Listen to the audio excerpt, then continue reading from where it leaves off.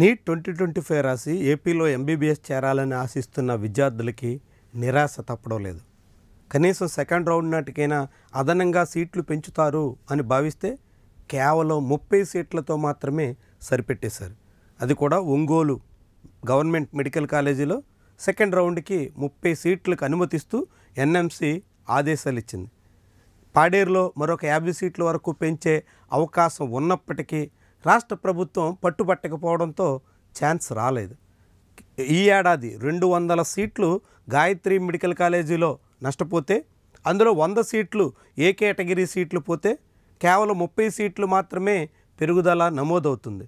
దాంతో దాదాపు 70 సీట్ల వరకు ఈ ఒక్క ఏడాదే లోటు కనిపిస్తుంది.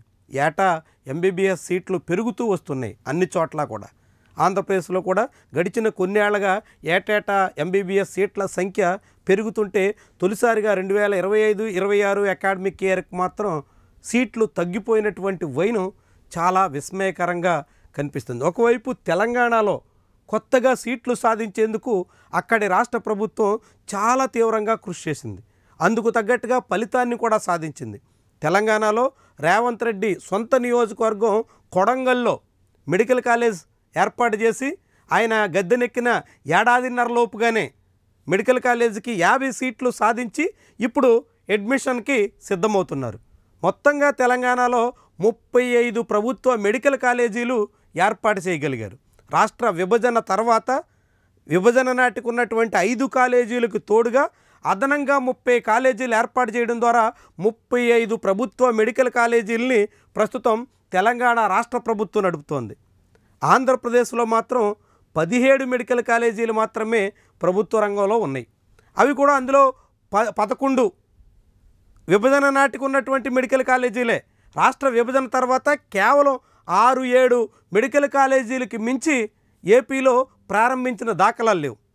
తెలంగాణలో 30 ప్రభుత్వ మెడికల్ కాలేజీలు గడిచిన 11 ఏళ్లలో ప్రారంభిస్తే ఆంధ్రప్రదేశ్లో కేవలం 6-7 మెడికల్ కాలేజీలు కూడా, అవి కూడా జగన్మోహన్ రెడ్డి హయాంలో ఒకే ఏడాది 5 మెడికల్ కాలేజీలు అందుబాటులో తీసుకురాగలిగారు. అంటే ఆంధ్రప్రదేశ్ రాష్ట్ర ప్రభుత్వానికి మెడికల్ కాలేజీల మీద, మెడికల్ సీట్ల మీద ఎంత శ్రద్ధ ఉందన్నది మనందరికీ అర్థమవుతోంది.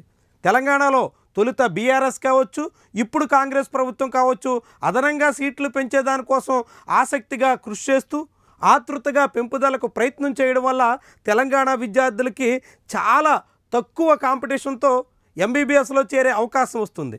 ఆంధ్రప్రదేశ్ విద్యార్థులు మాత్రం ఎంత కష్టపడినా, ఎంతగా శ్రమించినా త్రుటిలో ఎంబీబీఎస్ సీట్లు చేజార్చుకుంటున్నటువంటి వాళ్ళ సంఖ్య చాలా పెద్దగా కనిపిస్తుంది. మరి ఈ పరిస్థితి ఎప్పటికీ సరిదిద్దుతారు, ఎన్నాళ్ళకని సరిచేస్తారు అనేటువంటి ప్రశ్నలు చాలామందికి ఉన్నాయి. మొత్తంగా ఈ ఏడాది మాత్రం ఆంధ్రప్రదేశ్లో కేవలం 30 సీట్లు మాత్రమే ఒంగోలు మెడికల్ కాలేజీలో పెరుగుతుంటే తెలంగాణలో కొడంగల్లో 50 సీట్లు, ఈఎస్ఐలో అదనంగా సీట్లు, మొత్తంగా 100 సీట్లు పైబడినటువంటి ప్రయోజనం ఇప్పుడు దక్కబోతోంది. ఇది ఆంధ్రప్రదేశ్ తెలంగాణలో మెడికల్ సీట్లకు సంబంధించినటువంటి తాజా పరిస్థితి. ఇప్పుడు ఈ పరిస్థితి మీద మీరేమంటారు?